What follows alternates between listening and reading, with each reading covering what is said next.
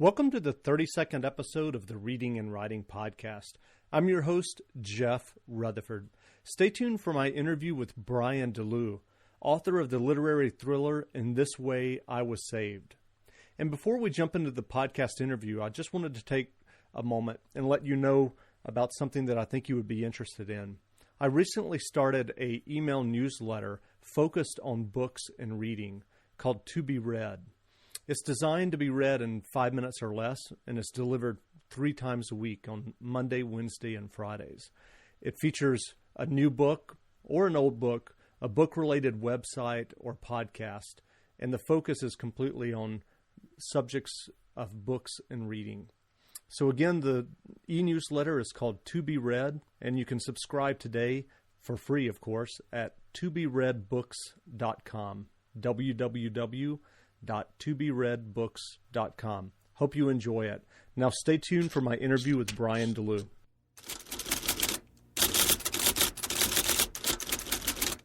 Well, this is Jeffrey Deaver, author of, most recently, The Burning Wire, and soon to be author of the next continuation James Bond novel. I spend a lot of time writing, a lot of time researching my books, but when I'm not doing that, I love listening to the Reading and Writing Podcast, which you can hear at readingandwritingpodcast.com. Welcome back to the Reading and Writing Podcast. Tonight my guest is Brian DeLeeuw, author of the book In This Way I Was Saved, a literary suspenseful novel. Brian, welcome to the podcast. Thanks for having me. Great. Well, if someone hasn't heard of your novel, In This Way I Was Saved, can you describe a little bit about it? Sure. At its heart, it's the story of a boy named Luke Nightingale and his friend Daniel. The story is told from Daniel's point of view, and the central mystery and tension in the book is figuring out who or what Daniel is.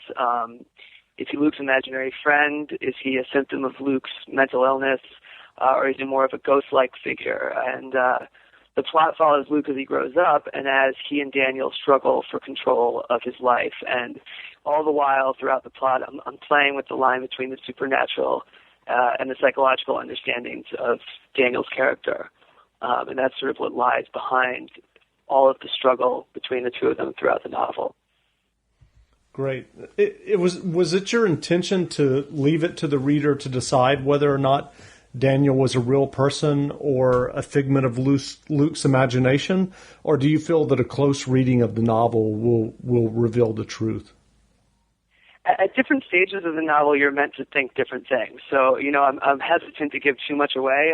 Sure. I think early on, you think he's a normal friend, and I'm not giving too much away, I think, by saying that your next interpretation is that he's a child's imaginary friend, which is a fairly normal thing for a child to have. After that point, I really did want the reader to be able to make up his own mind. I think there are more clues for a certain one interpretation over another, but I don't want to say what that is exactly. And, I do think that there are a couple interpretations at the ending, especially. I like to leave things a little open-ended. I like novels that are a little ambiguous without being deliberately confusing, but I did want the reader to be able to make his own choice about that. And so have you made a choice yourself, but obviously you're not comfortable saying? I have. I don't want to say. I don't. Okay. I do want to leave it. I don't want to say until people read it, Sure. I understand. Great. As an editor at Tin House Magazine, I assume that you read short story submissions to the magazine. How do you feel that reading those stories, maybe seeing mistakes that some of the writers are making, has impacted your own writing? It has to an extent. It's a very different part of the brain, I think, editing versus writing, and I try and keep the two as separate as I can. That's not always possible, of course, but I guess it really has helped me see that you do need to hook people very early. I don't mean you necessarily have to have the best knock it out of the park first line of all time. It doesn't need to shock the reader necessarily. But when you're reading, we read hundreds of submissions a week.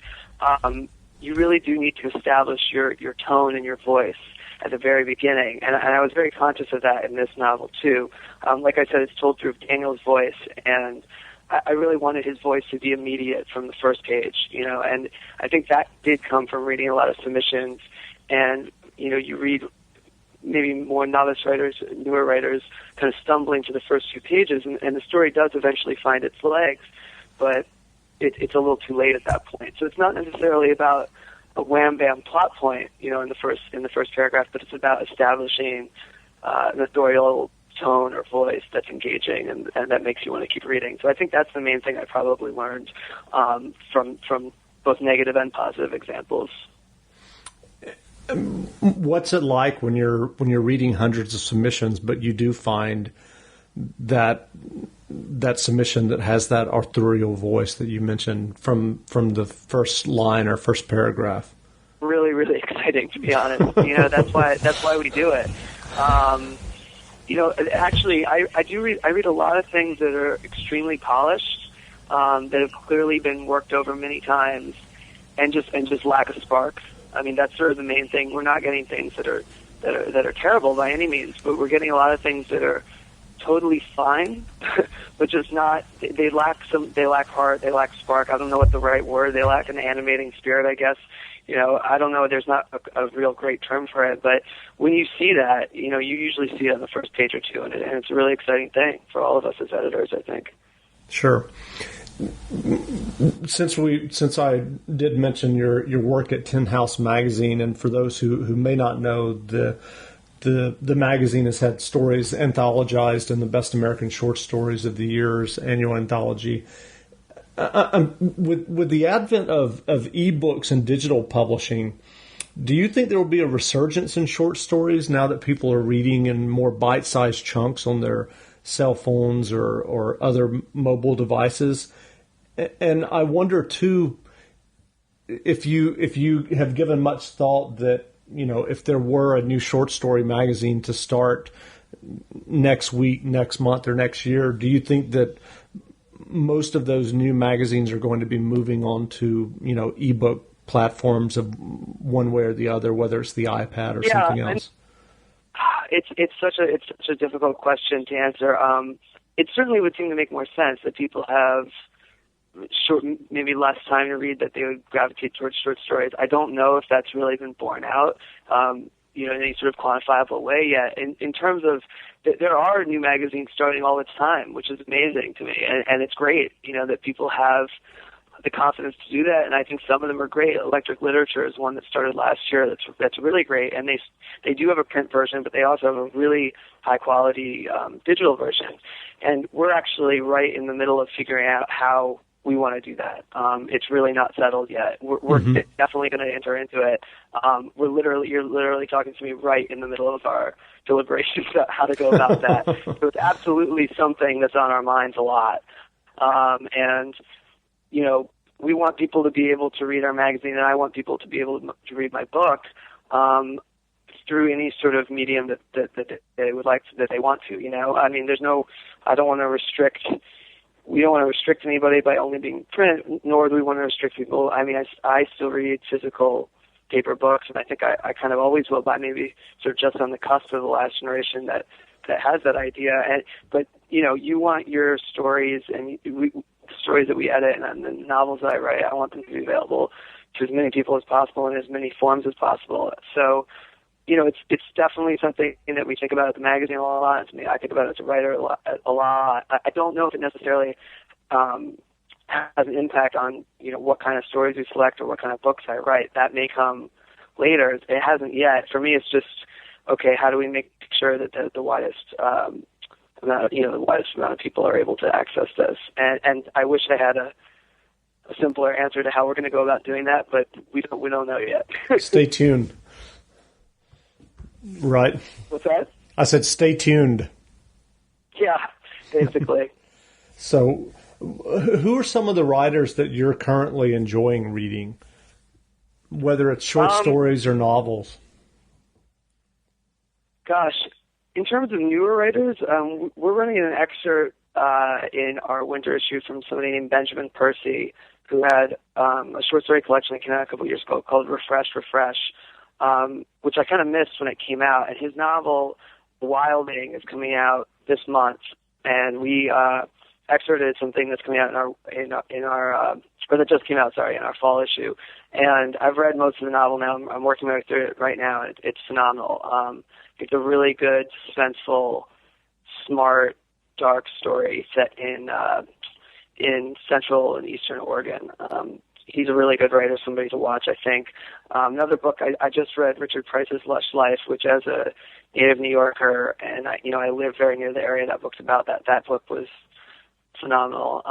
Sam Lipsyte's The Ask was something I just read, which is maybe the funniest book I've read in the years. So there's just so much good stuff out there. That's the thing. I mean, working in publishing and being a writer, you're told over and over again how it's dying and how people are doing other things, but and don't really want to read anymore. But the quality of the books is there. I mean, I am as excited, if not more excited, about what I'm reading this year, books that came out this year and last year, than I can remember. So, it's a good thing.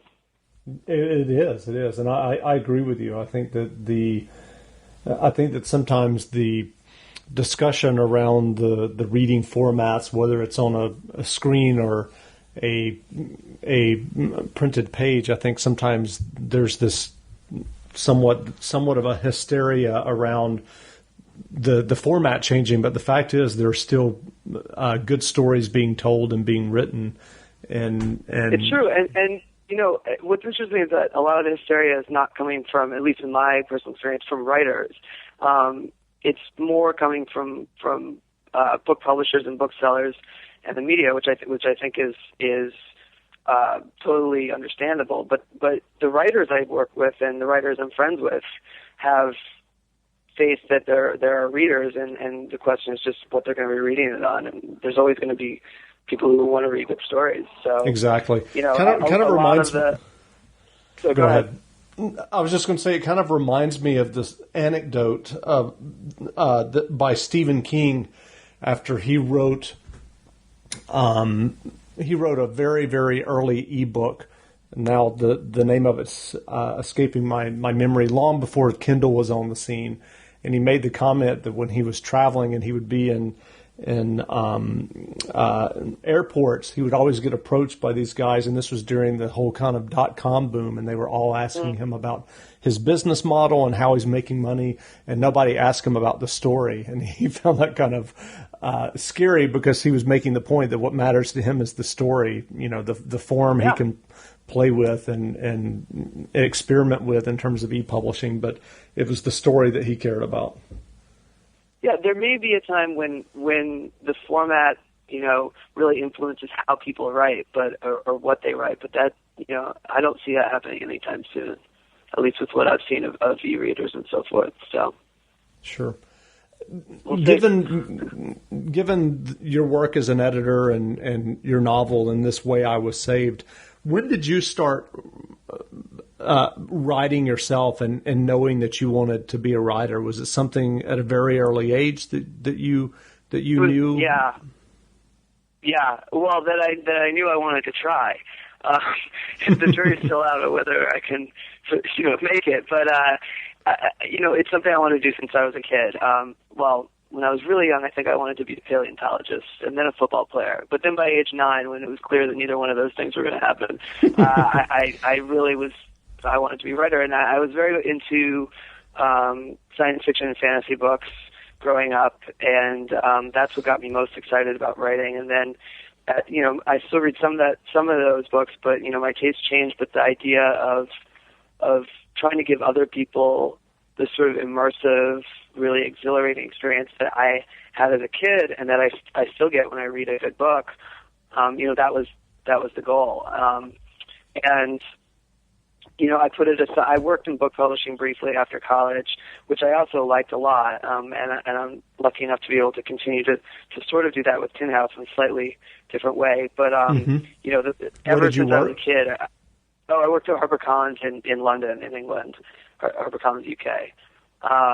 Just not for very long, for about a year and a half.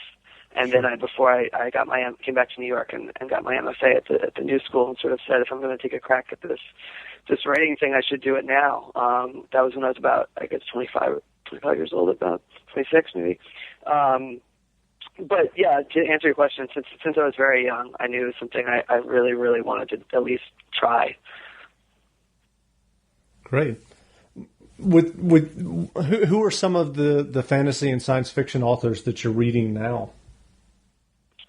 That I'm reading now, I'm not so much fantasy anymore. I guess more on the horror side of things. Sure. Because that was part of it too, actually. Like on the gothic side of things, just going back and reading a lot of the classics again too. Shirley Jackson is somebody I really, really love. We've always lived in the castle was a big influence on In This Way I Was Saved, actually. With that very extremely unreliable, at least amoral, if not immoral, narrator who somehow you just want to listen to more. Who was very clever and very witty, but also pretty chilling. That was sort of a big influence on my narrator in my novel. So that book and The Haunting of Hill House as well as some of her short stories. Rebecca as well, that novel by Du Maurier. So right now it's more of the gothic side of things rather than the sci-fi and Sure. fantasy. It's been a while since I've read one of those, but it's something I'm going to come back to for sure. It's just there's so much to read, Oh, absolutely. Actually, just thinking of that, Brian Evanson as well, in terms of contemporary horror writers, is somebody who I think is really, really good. His novel, The Open Curtain, I really enjoyed. Somebody recommended that to me actually after they read mine. What was the name of it? Like The Open Curtain. It's a phenomenal book. I can see why they would have recommended it to me after reading my book, but to be totally honest, it'll be a while before I can write as fully as he does. He's truly a great writer, and he has a story collection called Fugue State that's also very good. And he and Patrick McGraw, I think, are kind of the top two in terms of contemporary horror, the more literary side of horror, I think, for me at least. Sure. And who is the author of The Open Curtain? I didn't catch his name. Oh, Brian Evanson. Brian Evanson. Great. I'm curious. Yeah. Have you ever read a book called Mysterious Skin by Scott Heim? No. I highly recommend it. Definitely, very, very highly recommend it. It's a novel. Mysterious Skin. It's a great title. It's a novel, and there was also an independent movie made probably 2 or 3 years ago now. Probably 3 years ago, if not longer, that was made from the book. Definitely recommend it. The author's name is Scott Heim, Mysterious Skin. Okay. Given your book, I think you would enjoy it. Great. I'll check it out. So, with your work as an editor at Tin House and the author of this book, what advice would you have for aspiring writers who may be listening? Any thoughts or suggestions on writing and pursuing publication? I'm going to say something that I think a lot of people say, but it's it's absolutely true, which is just to write every day as much as possible whenever you can.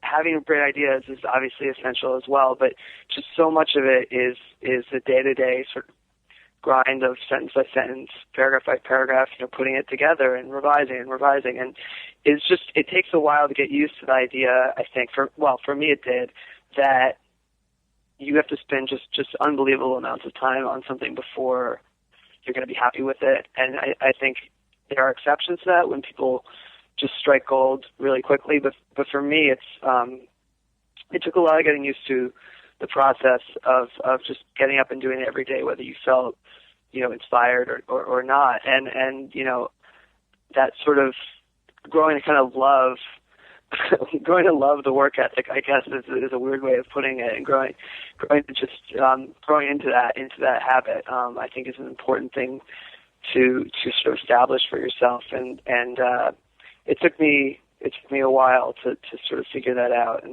but that's all I would say, just to start writing as much as possible, and to obviously to read as much as possible too, and to, I don't know, and other than that, I don't think there's a magic formula, Those are the two main things that I would.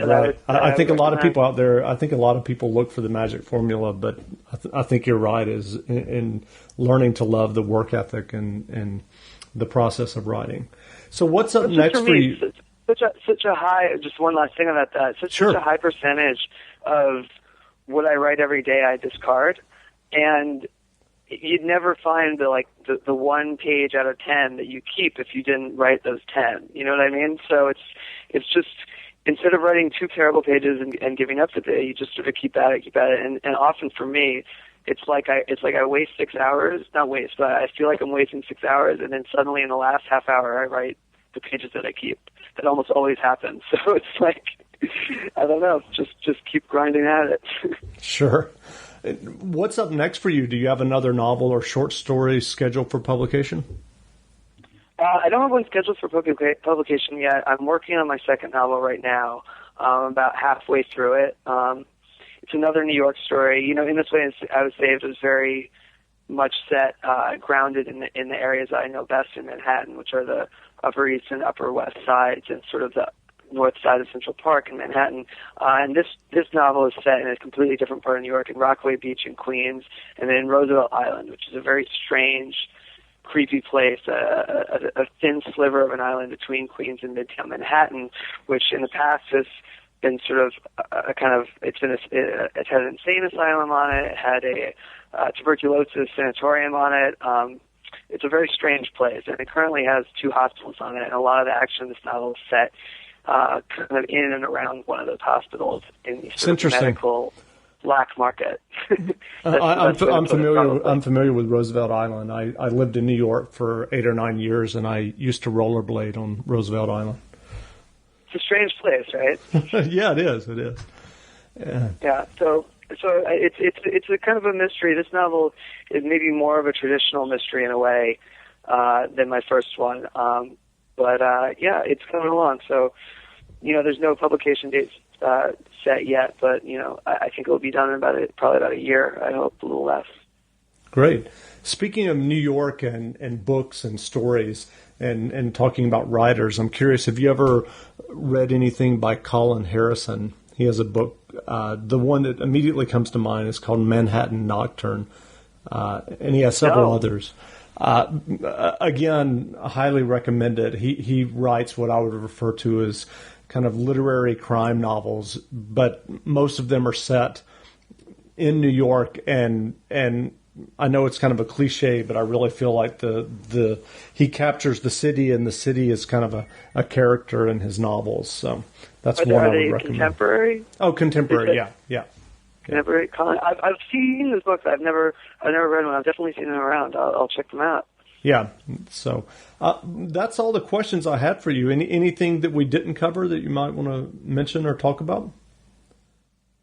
Not really. You know, I urge people obviously to pick up the book, and it's a strange book to talk about because so much depends on these surprises, and you know, it's a very hard book to detail the plot without giving it away. But you know, I think if people pick it up, they'll be engaged, and I hope they'll be engaged, and I think they'd like it. So great. I just want to thank you for having me on. Sure. Again, I've been speaking with Brian DeLeeuw, author of In This Way I Was Saved, which is available in trade paperback now. To find out more about Brian, you can check out his website at briandeleuw.com, and I'll have a link to that in the show notes for this podcast. Thanks for joining us, Brian. Thank you very much for having me.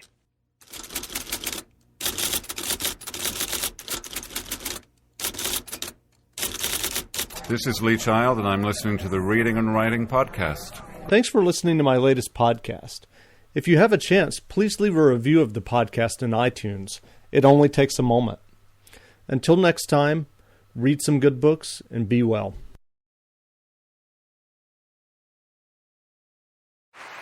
Hear that? Is that America cheering or a sausage patty sizzling to perfection?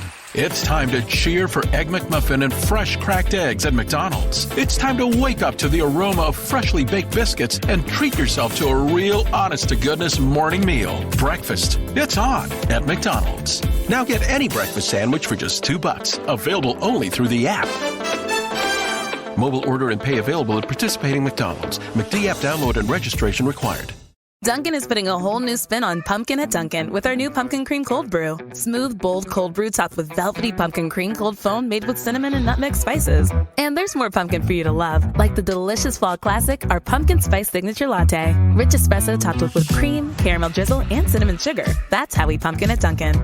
Sip into the fall season with the $3 medium Pumpkin Cream Cold Brew or Pumpkin Spice Signature Latte. America runs on Dunkin'. Participation may vary. Limited time offer. Exclusions apply. Valid on Pumpkin Spice Signature Latte only in all cold foam cold brew.